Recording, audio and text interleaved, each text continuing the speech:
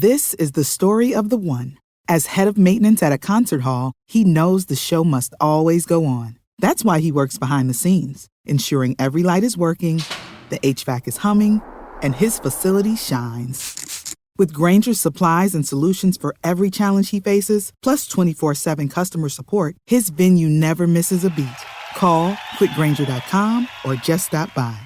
Grainger, for the ones who get it done.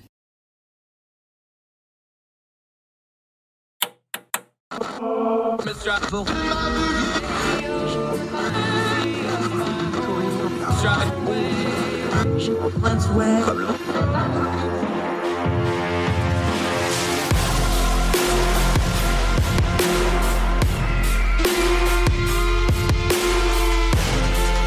your host, Andrew Donaldson. This is Heard Tell. Welcome back to Heard Tell. All right, here's a face we haven't seen in a while. Anxious to hear from her. Sarah Montalbano returns to the show. We actually had her on way back in the old radio show days before the current itineration. Thrilled to talk to her again. She is the Northwest Regional Leader for Young Voices. She's done her schooling over at Montana State. She's written all over the place, Wall Street Journal, Spectator, a bunch of other places. Sarah, great to have you back. How are you? Thank you. I'm doing well. How about you? I'm well. Now, her bailiwick here is Alaska. She does all kinds of research for Alaska Policy Forum. Y'all got a mess up there. Let's start big picture with this thing, though, because here's my thing. Lots of things sound good in theory. Ranked choice voting sounds great on paper. It's worked well in some places. It hasn't worked as well in other places. What's going on in Alaska? Because is the theory matching up with the practical when it comes to ranked choice voting? Definitely not. So we are in the midterm election mess. We got our ranked choice voting in a 2020 ballot initiative that passed by about 1%, which is, 3,000 votes and change. And so that implemented a unique in the nation top 4 primary system. So it's nonpartisan. It's what people like to call a jungle primary. Anybody from any party can come in. The top 4 advance to the general election.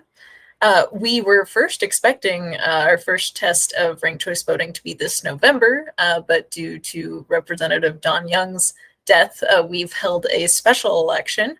I believe the ranked choice portion was completed on August 16th, but we're not going to find out the results until August 31st. So a full 2 weeks after the ranked choice voting. The primary was a disaster. There were 48 candidates on that ballot. It was enormous. And the top 4 in that are Sarah Palin, Nick Begich, Al Gross, who dropped out, claiming it was too difficult to run as a nonpartisan candidate, and Mary Peltola, the Democrat candidate. So there in this August 16th ranked choice voting election, there were only 3 candidates instead of 4, which threw an extra wrench in this already confusing process. And just for those of you that don't have your flow chart fully filled out just yet, they're actually running 2 elections for the exact same office at the exact same time, because one is to fill in for the rest of Don Young's term, and then there's the actual primary for the next term, and we're doing it at the same time with the exact same group of people. Anybody else confused yet? Yes. And what's more confusing is that on August 16th, the ranked choice special election and the primary election, which is choose one, both on the same ballot. You had to flip it over to look for the ranked choice portion. So that in all to fill a seat for a few months before the permanent the general election is concluded in November. So it's been a real mess, and it's been very difficult to understand why we're going to so much trouble. Now, one thing we have found out while we're waiting on these results that are supposed to come out next week, as the voting totals, just to really make this even messier, we now have the data. They're creeping up on record levels of voting here. Now, we know voting has been up the last 2 cycles. We know the voting in the special elections have been up. We know the 2020 election blew all the records out of the water. We expect 2022 and 2024 to do the same. not only are you putting in a new system, not only is it confusing because of the way you're having to fill the seat, because, Don, for those that don't know, Don Young, this is an institution he had been there for forever, since I think Alaska was a Almost state. 50 years. Yeah, pretty much since Alaska. He's like the second guy to ever hold that office or something. I'm being a little facetious, but he'd been there for forever, well respected. Everybody loved him. He was in that office till he died. That's happened. He's died. Now they're trying to fill it. Where do we even start with this? Because you got the ballots. You've got this now on top of all the mess of it. You've got record voting turnout on a system that even the people doing the system don't seem to know what to do with. This looked like a recipe for disaster. You're there. You're on the ground. Is it as big a disaster as it looks like it is? It seems like it's confused a lot of people. And I think ranked choice voting really advantages the people with the time, energy, and interest to rank a bunch of candidates. And then I think it also has a lot of problems for people like my father who, they would rather just pick one candidate and the rest are unacceptable. They don't have preferences between the rest of them. So that's, I think, something of a philosophic point. Is that we just can't treat this like, I'd prefer vanilla ice cream to chocolate ice cream to strawberry ice cream. It's not that kind of ranking necessarily. So I think it's confused a lot of people. There are so many questions about the system that the Division of Elections has endeavored on a bunch of education efforts that haven't been entirely successful. So it's been really difficult. I don't know how to explain the voter turnout, except that it's on the same ballot as the primary election for November. So it was easy to see a large group of people who didn't vote in the special primary who are voting in the special general, if that makes sense. Yeah, it makes sense. Let's talk about the practical, though, because Sure. somewhere our friend Guinea Coulter, we're going to try to get her on, our election expert. She runs polls. Her thing has always been, you've got to have a ballot that's understandable. I'm old enough to remember hanging chads in the 2000 election. My first election was 98. That was my first presidential election. Hanging chads, and is it fully punched out? And then all that. This is not a new problem to have impractical ballots. But when you have, like you said, you had to flip the ballot over for the other really, really important part of this thing. You have 40 some people on one ballot. So people are just basically going to go look for the name they want, hit it, and move on, even though they're supposed to fill it out further. Mm-hmm. I understand the idea of ranked choice voting. I think it's good. I think the implementation here, like you said, the education hadn't caught up yet. The people, is it fair to say the folks just weren't quite ready for it, even if they liked the idea? It doesn't seem like this was well enacted and folks weren't ready for it. I think so. And I think the fact that the special election came earlier than we were expected, it cut, 3 months off of education time for the Division of Elections. So that's, I think, certainly a factor. And I mean, the primary ballots are huge because you get anybody who wants to be on the field throwing their name in and getting, a handful of votes. So asking people to think carefully about each of these candidates is going to be kind of a pipe dream. And people will gravitate towards the people either they've always voted for or that they know are staunch supporters of their party.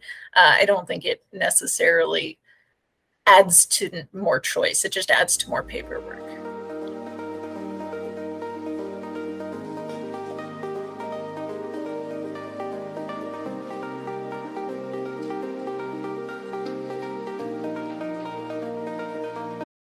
For the ones who know safety isn't a catchphrase, it's a culture. And the ones who help make sure everyone makes it home safe. For the safety-minded who watch everyone's backs, Grainger offers supplies and solutions for every industry, as well as safety assessments and training to keep your facilities safe and your people safer. Call, click Grainger.com, or just stop by. Grainger, for the ones who get it done.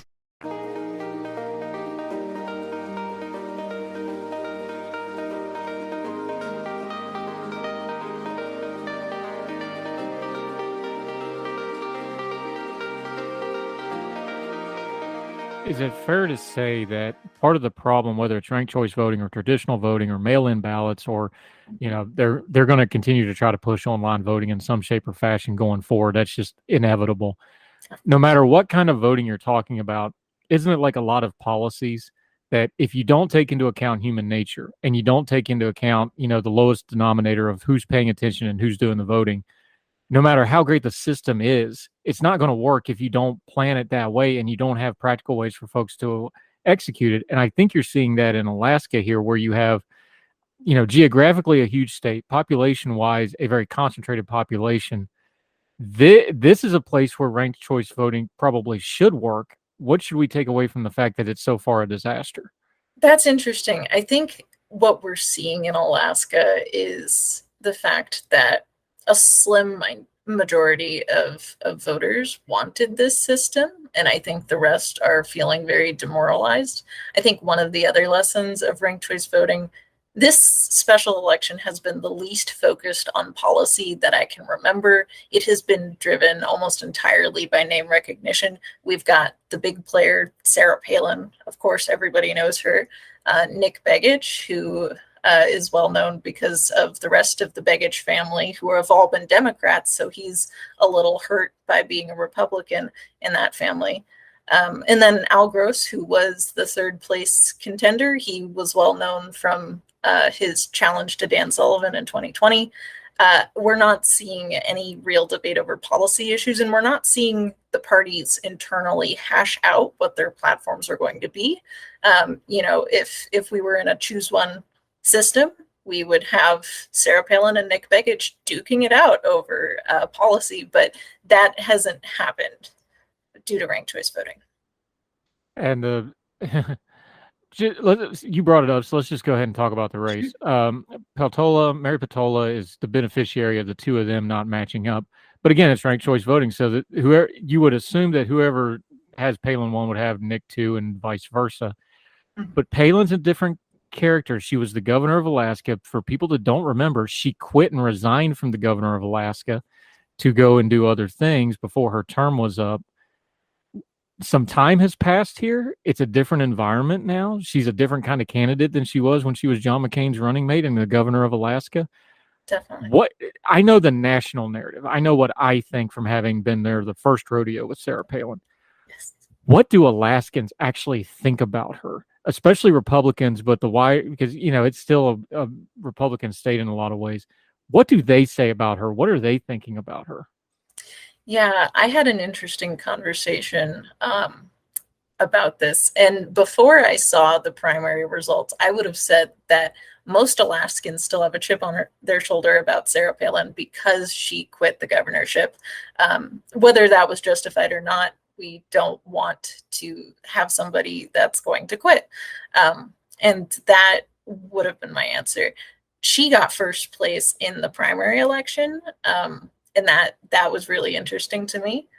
I think Alaskans generally are concerned, though, that she's going to be another MAGA all the way candidate who's not going to do any of the really effective things that Don Young did for the state. Don Young was willing to reach across the aisle and actually bring home pork projects for Alaska.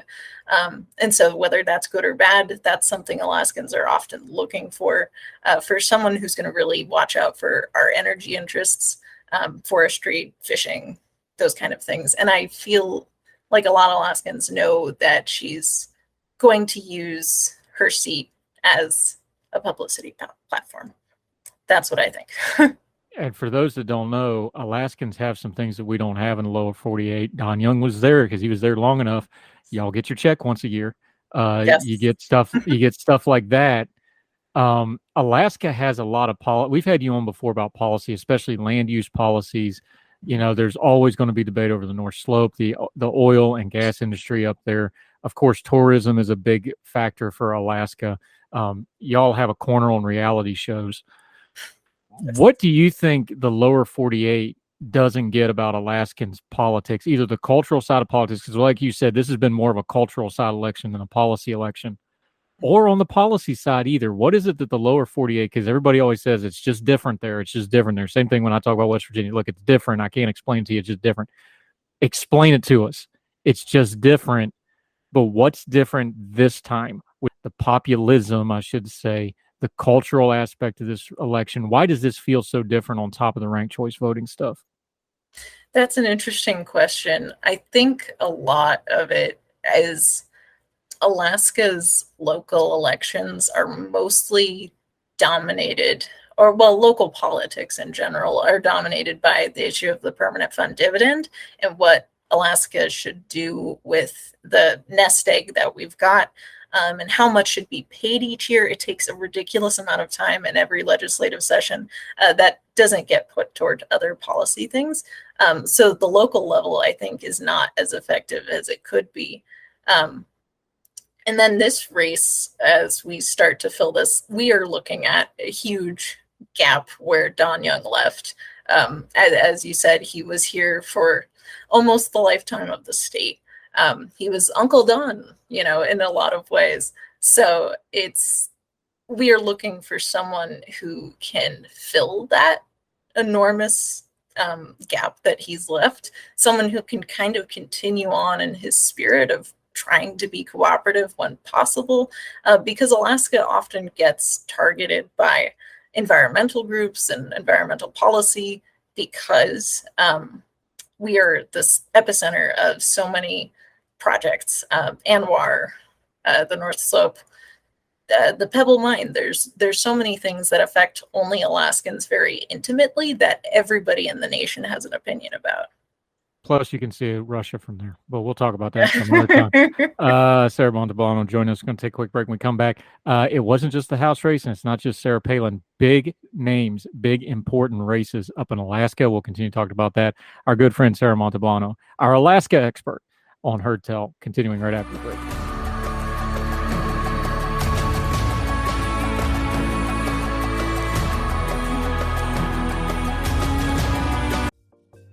Folks, if you've listened to the Heard Tell program, you've heard our friend Gabriella Hoffman, but you need to make sure you're checking out her podcast, District of Conservation. It's a podcast exploring the nuances of true conservation efforts from DC and beyond. From topic discussions to exclusive interviews with conservation and energy newsmakers, Gabriella keeps listeners appraised of the latest news stories while elevating important voices. Listen to District of Conservation on Apple Podcasts or wherever podcasts are played.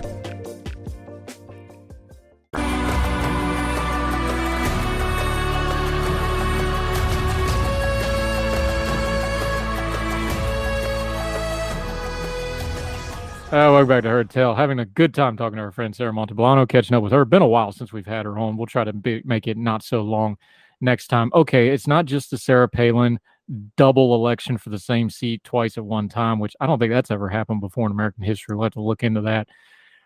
The Senate race, Lisa Murkowski, she is an enigma inside of a riddle stuffed in a Manushka doll that sits up on multiple shelves that are hidden behind a bookcase that you pull the book to open up. Nobody can quite figure her out in Alaska, except she's like the dude. She just abides. Like, she's just kind of there. She's always going to be there.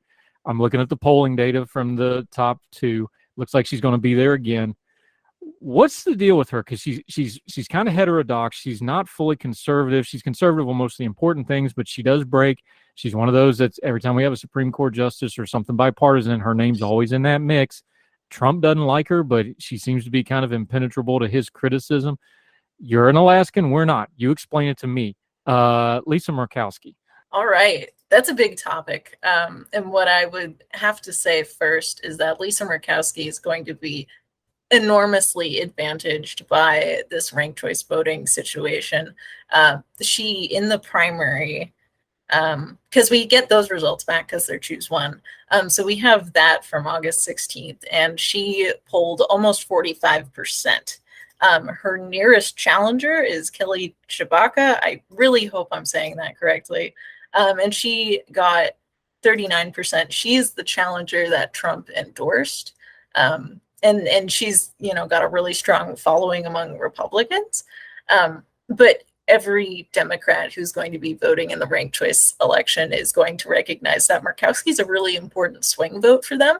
And that, if a Democrat doesn't have a chance of winning this entirely through their first choice votes, that they might as well give their second choice to Murkowski. So I think it's pretty inevitable Murkowski is going to stay a fixture in Alaska politics. Now, there was a lot of rumors that if this ranked choice voting hadn't have gone through, she may have switched independent to avoid that primary. That was chatter from her own folks, that's not just speculation. You really think this bailed her, not only bailed her out, but kept her in the Republican Party, perversely enough? Like Ray Yane, that kind of ironic, ain't it? Yes, yes. And the one thing I would note is on these ballots, the party designation next to the name is what the person is registered to vote as. It's not, an endorsement by the party. It's nothing like that. So Lisa Murkowski can say, look, I'm a registered Republican. She could choose not to vote for any Republicans in any election, but as long as she's registered to vote Republican, an R shows up next to her name. So that's one part of the system that I do feel advantages her. And then the strategy of it just makes sense because, first of all, if she has a lot of first choice votes, that's probably a reflection of people who really approve of her time in Congress. But there's going to be, first of all, Republicans who put Kelly first and Murkowski second and say, well, I'd rather have a Republican than any of the Democrats on the ballot. And then conversely, we also have voters who put Democrats first and then put Murkowski in their second choice. So Murkowski, I feel like, really can't lose necessarily, and she doesn't need the endorsement of the Alaska Republican Party to do well. She can point to her record and say, look, Democrats, you should have me because I'm a valuable swing vote. Republicans, I'm still better than most of the Democrats. It's interesting you bring up the designation, talking to Sarah Montalbano. Yeah. The party is on the ballot, but it's the way you're saying it. It's just their affiliation, because the party doesn't have anything to do with the ranked choice system, unlike a primary. In the governor's race, you have a little bit of an interesting thing where Mike Dunleavy's kind of running away and hiding with this thing. But second place slipped to Bill Walker, who is listed as a nonpartisan, and then Les Gara, the Democrat, right? I mean, they're within a couple hundred votes of each other, but nonpartisan slide up to number 2. That's what the ranked choice folks that advocate, it's like, there you go. Look there. See what happened? Somebody not in the duality got in there. Do you take that as a positive sign? Is that an outlier? How did that land? Because it was noticeable. Yes, that's something that made me very skeptical when Al Gross said, well, it's just too hard to run as a nonpartisan candidate, because that really shouldn't be the case necessarily. I think a lot of nonpartisan candidates end up caucusing with Democrats anyway most of the time. So that I don't know if that's an Alaska phenomena or just in general, but that's something I've noticed too. Bill Walker actually won governor as an independent a few years ago. I forget exactly when, but a lot of people were unhappy with him because I think he ran initially as a Republican or a Democrat, I forget, and then switched to independent so that he could be in the general election because he lost his primary. So that's something this jungle primary eliminates. You don't have to go through the primary process with your party. You can just put your name on the ballot as an independent or a nonpartisan candidate and still get a really strong performance. To be fair, though, Gross is just kind of a weird human being in general, right? Because this is the second or third time he's run for statewide office. He's just a different kind of cat. Not even a bad way. He's just different, isn't he? For folks that don't know, just explain him for a minute, because he made he made a nice hard run at it in 2020. He didn't embarrass himself electorally, but he is kind of a strange dude, yeah? Yeah, definitely. I think he's an orthopedic surgeon. I don't know too much about him, but I'm really baffled that he dropped out of this special election because, quite frankly, he handed it to Mary because he said, look, I'm dropping out. It's too hard to run as a nonpartisan. I give my full endorsement to the Democrat in this race. And now she's running away with it. She's got almost 39%, while Sarah Palin's coming in second with about 31%. And we're not going to know for sure until August 31st, but I would bet she's going to be our temporary, for a few months, representative. So that was really an interesting wrench in the system. And that will be the rare blue flipped seat in this midterm, probably. Let's go back big picture to kind of round this back off. Obviously, Alaska is unique. Obviously, the ranked choice voting is something that's getting pushed in other places. Mm-hmm. Give us a pros and cons list, because you've been through it. You've actually done it now. You're sitting here waiting. People complain about a couple hours waiting on a call or the next day call. Y'all are waiting 3 weeks almost. Yes. Give me a couple good things and give me a couple bad things from somebody who's actually going through it now. Mhm. Yeah, a couple bad things come to mind first. Firstly, it's so confusing. I think a lot of people are advantaged by the fact that they have the time, energy, interest, whatever, to look through these massive primary lists and then to really consider their ranking. Another disadvantage of ranked choice voting I see is the potentiality for mistakes, not just simple things that would happen in any scenario where you forget to witness a ballot or you don't fill in your bubble practically. There are so many ways where you can mess up a ranking and invalidate part of your vote or all of your vote. And then one of the last things I will say, I could go on for a very long time about what I don't think is right with the system. But the last thing I will say is that people who vote the way they always have by picking their top preference and leaving no other people, they are essentially forfeiting their right to be in an instant runoff, which is what ranked choice voting proponents say. Well, we don't have to do runoff elections if we just have people rank their votes right up front. But people who only put a first choice preference, if that candidate's eliminated, their ballot's exhausted. They don't have any say in the final choice, which is particularly concerning for me. The one thing I do have to say has surprised me are the nonpartisan candidates who are really making it up there. Like you said, I am curious to see how it goes, especially if we get some really unknown nonpartisan candidates, because I think the people we've seen so far have made their fame already in earlier races that were not totally successful, or in early politics like Bill Walker. So we definitely see some nonpartisan candidates where we probably wouldn't have before. Sarah Montalbano, talking a little bit Alaska ranked choice voting. We'll have you back. We'll talk about this when this gets wrapped up. We'll see if Sarah Palin makes a comeback or if that seat really does go blue. It kind of looks that way. Looks like Lisa Murkowski's going to hang around for a while. One thing you can never say about Alaska's politics, it's a lot like the rest of the state. You're never bored. There's always something going on, and there's always going to be a storm in just a minute if you hang around for a second. Exactly. What a wonderful state. Would love to get back up there. Sarah Montalbano, let folks know where they can follow you, what you got going on. You're one of these regional leaders. That makes you real important. I think that ranks you over top of me, actually. I don't know how that happened. But anyway, let folks know where they can follow you and what you have going on in the meantime until we get you back on Her Tell again. Yeah, so you can find my work on the alaskapolicyforum.org website. I really encourage you to look for me there, or you can find me on Twitter or Facebook. Yep, her Twitter handle is right there on the side of the screen. If you're watching on YouTube, which I know you are because you're subscribed, right? Sarah Montalbano. Yeah, see? That's why she's a regional director. Sarah Montalbano, you do great work, my friend. We'll talk real soon. Thanks for the time. Appreciate it, ma'am. Thank you. Yes, ma'am.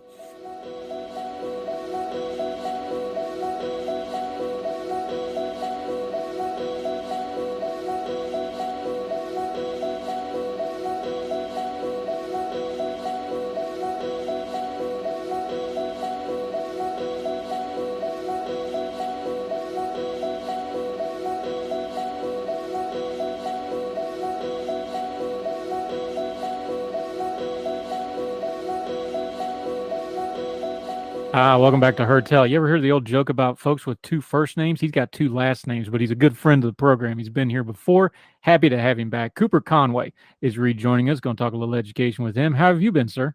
I am doing fantastic, enjoying my summer, and I hope that you are doing the same. I'm glad to be back. Yeah, well, if you got kids like me, summer's over next week because we got school and football starting. So, in fact, they're doing band practice right now. So, everybody's like, summer's not over. Like, if you got kids, summer's over. Sorry to break it to you. Let's talk some education. We talked this topic with you before, but you take a different point. Part of the private school experience in America traditionally has always been through religious education, church schools. Let's start big picture, though, before we delve into specifics here. This has a long tradition in America. People may not realize Harvard, Yale, those were all started as church schools. Churches, most in small town America throughout the early 17th, 18th, 19th century, usually the church and the school was the same building a lot of times because that's the only place you could have for such things. There's a long tradition here We understand it's changed. What has changed? What part of that tradition applies now? What part of it doesn't? Before we get into the specifics of what's going on now, because we got to know where we've been to really talk about where we're going, right? Yeah, I would say that the school started off definitely more Protestant. As more immigrants came into the country, that started to change to the point where now our public schools are now secular.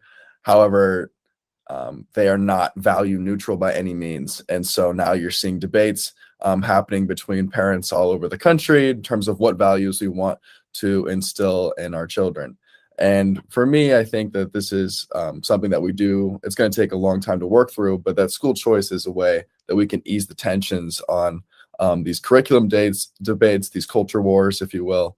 And I think that right now the church has an opportunity with recent SCOTUS rulings to step into this space and into the education sector like they haven't been able to do in a long time, and help out some families. Now let's do some nomenclature real quick for folks, because you said the church. The problem with is, even among, let's even take a small slice, just say conservative evangelical voters, because that's kind of what we're dealing with here, right? Even amongst that, you're talking dozens of denominations. You're talking about, untold amount of different traditions when it comes to schooling, traditions, standards of dress, standards of worship. This is not a monolith, even though they kind of vote together as a group and they have shared values. Go through the nomenclature real quick, especially for the Protestants, because, Catholic school is probably pretty much a Catholic school. Jewish school is going to be pretty uniform, although you have ultra Orthodox and things like this. I'm sure our Muslim friends have the same problems, but you can't just say the church, can you? Because it gets even more complicated just doing that, doesn't it? Yeah, we could go into the different intricacies of the belief system of the I guess you could say, Christian right. That could be a whole nother podcast. We could make a movie or a book. We could write a book on it if you really want to. I'm just going to say the church generally can step up. It doesn't matter. I'm fine with whatever those beliefs may be. Say it's like you said, a Jewish school or a Catholic school, Protestant, evangelical, whatever that may be.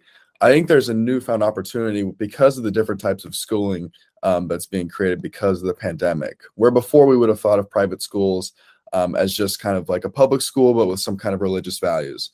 But now we have the opportunity to use the churches can step into the sector and create micro schools or learning pods or help with hybrid homeschooling and using some of their the help that they have in that community to help the children in that community in their church or even outside of their church as well.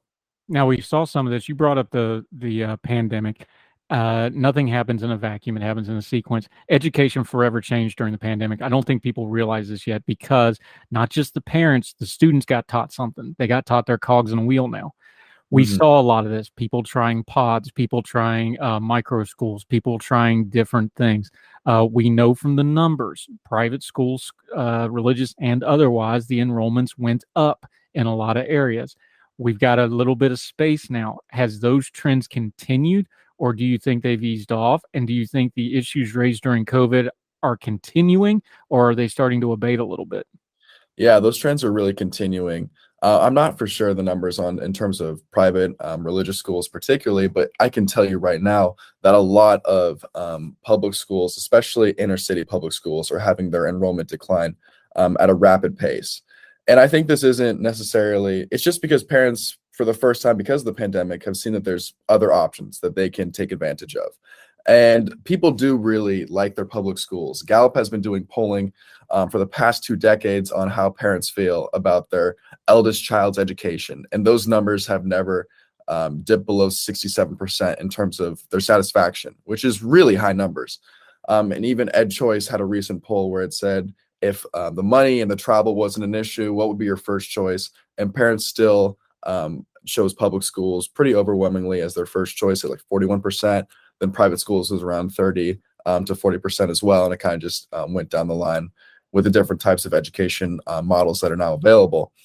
However, parents do know that those other education options are available. And so they're going to continue to try and take advantage of those, especially if they feel like their child isn't being served to their highest capabilities in the public school. Cooper Conway joining us, talking a little education, as he is wont to do when he makes appearances. Let's be real here. Okay. Part of what happened during the pandemic was And this is both a slam and a cautionary tale.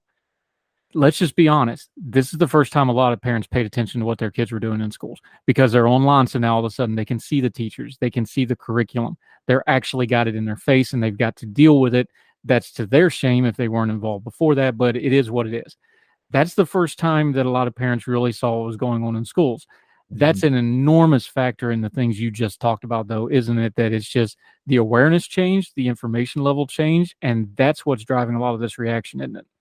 It's a factor. It's so large. I don't even think I can understate it if I tried. And I want to tell you, the first time that I really saw this happen was I was interning for a local think tank in Oregon at the beginning of 2020. And Oregon's governor shut down the public schools and said that the public schools will transition to an online format. However, the public schools had a little bit of trouble transitioning, while the online public charter schools already had the infrastructure in place. And so many parents immediately transferred over into these online public charter schools. However, there's this arbitrary cap where only 3% of the students per district can transfer into these schools, right? And so a lot of families hit the cap and they realized they couldn't get into these schools. And so they sent letters to their state legislature trying to overturn this cap to allow their children to be able to go to school with some type of online infrastructure available instead of just kind of twiddling their thumbs at home, if you will. And it took only one letter from the teachers union to really just shut down this idea. The parents weren't able to transfer their students into public online charter schools that are free, open, and available to all. And I know that online schooling isn't the answer for most children, but it was still something. It was something compared to nothing that they were being offered at the moment. And so parents said, well, maybe we are just kind of a number. And they started saying that the public schools may not be on their side as they previously thought they were. Here's the argument that you're going to hear pushed against this. I know you've dealt with this because I've seen you do other media where you feel this, but we need to address it because it's a fair point to make. Yeah. The argument that comes from the education folks that are very pro-public school. And by the way, I'm not anti-public school. I just want them to be better. And if you love something, you hold it accountable. We need accountability in public school. The argument is whether it's a charter school, public or private, or a private church school, the enrollments are dropping. Funding is tied to enrollment. So every time they drop an enrollment, public schools lose funding. So vis-a-vis, every time somebody goes to these charter schools, we're hurting the public schools. That's the argument. There is validity to the argument, but how do we address that if you're going to be for school choice? Yeah. Well, if you're for school choice, you should always ask the question, school choice shouldn't be a problem for any public school at all if the public school is serving that child perfectly, right? And the child doesn't think that there's a better option out there. However, we have introduced competition into the market. And so if a parent and a parent and guardian of the child thinks that there's a better option, they're going to take it. However, once these private school choice programs are put into place, in 25 of 28 studies, the public school students' test scores actually go up because of the competition, is what is theorized. Also, the students who are able to access these private school choice programs, their test scores go up. But we know that that test scores aren't necessarily the only thing that parents are looking for. Also, there's been shown to be higher perceptions of safety from these parents. There's higher civic values once these school choice programs are implemented. Students go on to graduate high school and college at higher levels as well. And so really, it's kind of the rising tide that lifts all boats because competition is making everyone to be better because they do want to hold on to these dollars. Yeah, Cooper Conway joining us. We're going to dig into this a little bit more. He's got a piece out, American Conservative. We're going to dig into that. Got some interesting numbers in here, especially when it comes to test scores, civic literacy, which I could say if I had proper civic training. Sorry, Dad. Perceived safety and other issues. We're going to dig into this a little bit. I'm going to work on my pronunciation. He's going to bring the knowledge. Cooper Conway continuing on Heard Tell right after this.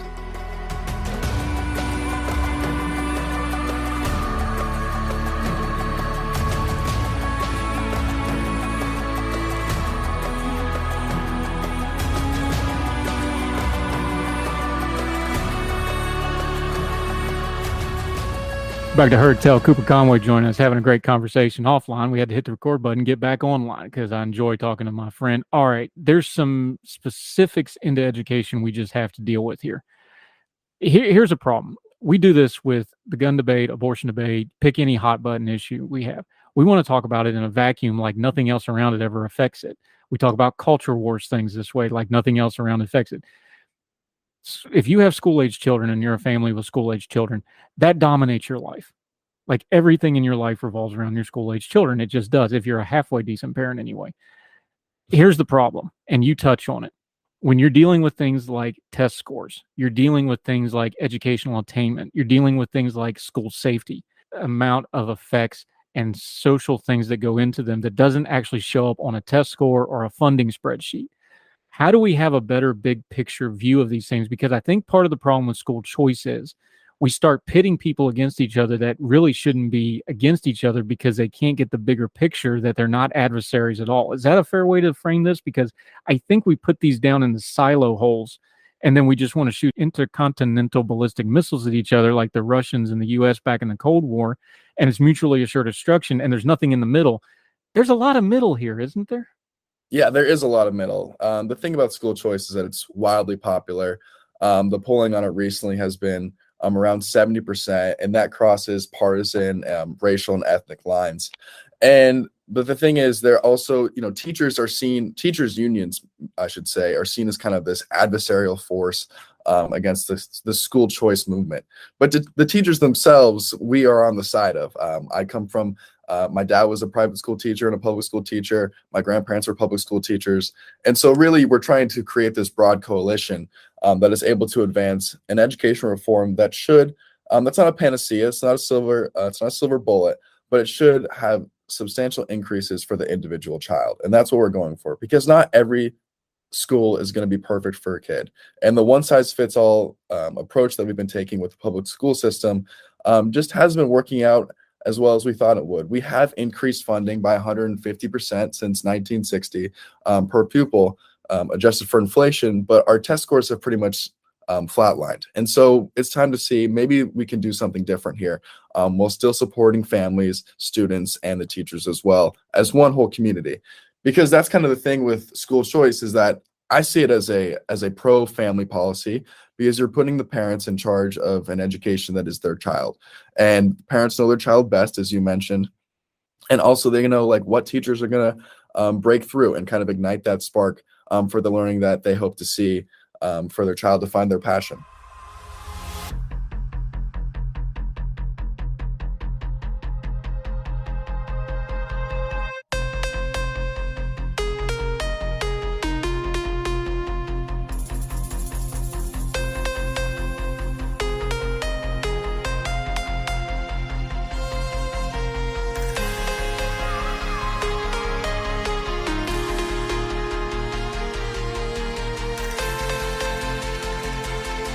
Since you just brought it up, let's just go there though. Part of the problem here is, and there was headlines this morning, I was just reading another piece. We are having massive teacher shortages in this country, like crisis level teacher shortages. This isn't just affecting kids. We are pumping more money than ever into schools. It's not just the kids that aren't getting a good, proper education out of it. The teachers are getting burnt out and don't want anything to do with it. And it's getting harder and harder to get quality people into the in-classroom positions. Why is that? Because that's part of the disconnect too. I know we want to focus on the kids, but I don't want public schools to be bad. I don't want them to fail. I want them to succeed. I do want school choice, but I still want the best public schools we can possibly have, and we need to have both. Yes, if sir. we don't have good quality teachers, none of this is going to work, right? Yeah, exactly. And the reason that we're not going to be able to have access to high quality teachers, or there's a lot of teachers leaving the profession right now, there's various reasons. One of those reasons that I can think of off the top of my head is that we have increased this funding. I know EdChoice did a study called Back to the Staffing Surge by Marty Lucan, I believe, and they showed that our increase in spending from 1992 to 2016 was about 27%, but teacher salaries actually got cut 2%. And so the money that we're putting into the system is never actually reaching the teacher or the student. Instead, it's going into other administrative roles that don't directly affect the student's learning. And teachers, while I think they deserve to be valued, I think EdChoice, or school choice for that matter, is actually a better way to value their time and their expertise. Think of Arizona, for example. They just created this universally expanded education savings account. For those who don't know, an ESA is kind of like a voucher program, but it allows parents to use it on not only private school tuition, but also other online curriculum resources, special needs therapies, basically any private education expense under the sun. However, this also takes out the middleman. So say a teacher in your local neighborhood wants to teach 10 or so kids, they're getting $70,000 and they can spend the money on some of the books and resources and still get paid a really great wage with probably a smaller class size than what they're having to deal with in the local public school. You know, different states have different scholarship programs. If you stay in state, you can go to a state school. There's programs like this, but it seems like we want to put more barriers to these types of programs than we want to lower barriers and get more kids in them. It almost feels like the system is working against itself, even with its stated goal. I think that's where people's frustration comes through. I think that's where some of the teachers' frustration comes through. And I know it's from, to be fair to them, although we bash them a lot, I know it's a frustration that legislators and Congress people have in trying to work on the system. Yes, exactly. And the thing is that one of the saddest parts is that who this affects most is going to be lower income families and their children, because higher income families and their children are able to make a school choice, if you will, just by buying a house, because they're going to be assigned to the nicest public school if they have a house that is in a wealthier neighborhood, while families who can't afford it are going to be assigned to this failing public school that's not only failed them, but it's probably failed their parents and their grandparents for decades now. And so the families that are able to have access to the nicest public school are also going to be able to have access to private schools, because lower income families can't pay twice for their public school education and their private school. It's just too tough. It's a tough burden on any family, for that matter, to pay twice for both a public school and a private school tuition. So why don't we take down this barrier and open up this opportunity and level the playing field for these lower income families? And I think this is something that just makes sense for us to do. And I don't know why we don't continue to do that as West Virginia and Arizona have done. Yeah, and if you doubt what he's saying, just go on Zillow or any other real estate website. Look at the first item that's right under the price. It's always the school district, without exception. It's just the selling points, how it works. Cooper Conway, let's round this off by going back to where we started, religious schools. We did a piece on this show a while back where they argued that things like freedom of the press and religion actually have to go together, because those are the institutional bulwarks of a stable country. The freedom to worship how you want to, and a press that can hold people accountable. Okay. Is the press, our news media, I don't know that they're doing a great job of covering educational issues right now. And then you throw the religious aspect on top of it, which is, to be fair to them, always hard to cover in a pluralistic society. Is the debate and the discourse and the news media coverage of religious schools just not where it needs to be to have a fair hearing for people? I'm not talking about the persecution people talk about online just because somebody doesn't like their view, but I do think we need to change how this conversation is being had. Do we do that with terminology? Do we do that with the tenor of the conversation? How do you think we improve how this issue is covered going forward? Yeah, I think that's a question that could be had really at large, is trying to understand someone else's beliefs. Personally, I'm not Catholic, I'm not Jewish, but it would take a while for me to go in before I criticize their schooling methods, because I don't really understand their viewpoints or religious beliefs. And I think that that's something that journalists particularly should try and do before they write a hit piece or something like that on these schools, because they have different views and practices towards marriage, for example, if you will. So I think that's something that's a good place to start. And I think that can be had both from people that are consider themselves secular, but also religious as well. And then if we're able to at least kind of extend this olive branch and try and make peace with another person's beliefs and say, I don't necessarily agree with you, but I'm going to let you practice how you want. That's going to go a long way. Yeah, the eternal struggle in America is, where do my rights start and your rights stop? And this is a great extension on that age-old argument, something we need to be very cautious of, and we also need to be respectful of, and it's something we just got to work out as a society. Cooper Conway, great stuff as always, buddy. Let folks know where they can follow you and keep up with you until we get you back again. Yeah, you can follow me on Twitter at Cooper Conway 1, and then you can see all my writing and media pieces on the Young Voices website with my headshot over the top of it. So thank you so much for having me. I appreciate it as always. He's the one with the glasses and the hair. You'll know what I'm talking about if you're not watching us on the YouTube. You're a good friend. I always enjoy having you on. Let's do it again. Not make it so long next time, buddy. Talk soon. Sounds good. Thank you. Thank you, sir. All the music on Heard Tell is provided under a Creative Content license from monstercat.com. For the ones who know safety isn't a catchphrase, it's a culture. And the ones who help make sure everyone makes it home safe. For the safety-minded who watch everyone's backs, Grainger offers supplies and solutions for every industry, as well as safety assessments and training to keep your facilities safe and your people safer. Call, click Grainger.com, or just stop by. Grainger, for the ones who get it done.